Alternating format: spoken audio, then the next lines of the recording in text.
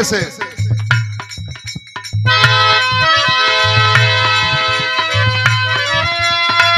27 में बजी मुनादी, 27 में बजी मुनादी भैया जी अखिलेश के। 27 में बजी मुनादी भैया जी अखिलेश के।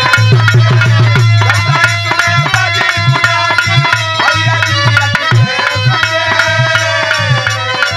27 में बजी मुनादी भैया जी अखिलेश के। बीजेपी ना रोक पाई, बीजेपी ना रोक पाई ए साइकिल के।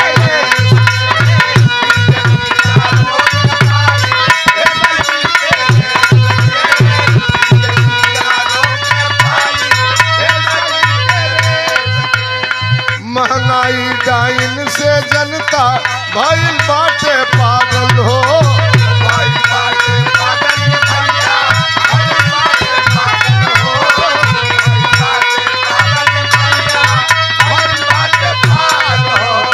एही से सब समाज बाटे सपा की साथ लागल हो।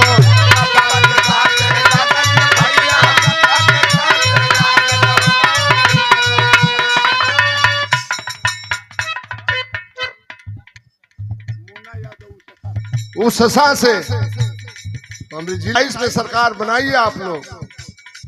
कहने से नहीं होगा, करने से होगा। बिहार में हल्ला रहल कि तेजस्वी के सरकार बन जाई बन जाई। बहुत गवैया जाके गवला, मैं वोट कटवा के रुपया बांट के हरवा दिया पूरा। तंत्र मंत्र बहुत है ना इन लोगों के पास। मेहनत करा जा, जितवावा जा,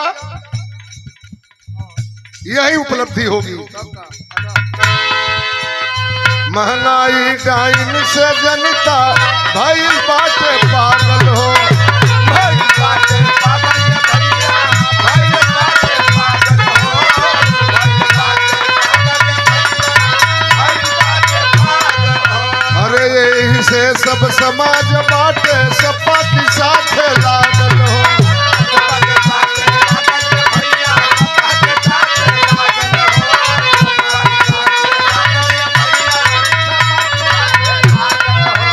अरे मोदी जोगी दोनों बाड़े बहु रुपया के भेष में। मोदी जोगी दोनों बाड़े बहु रुपया के भेष। मोदी जोगी दोनों बाड़े बहु रुपया के भेष। अरे बीजेपी ना रोक पाई ये साइकिल के रेस के।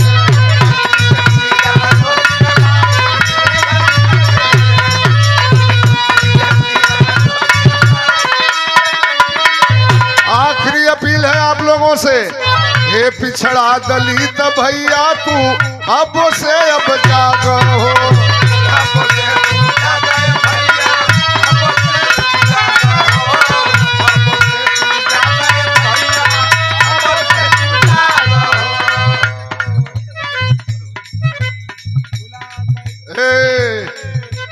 हे पिछड़ा दलित भैया तू अब से अब जागो हो।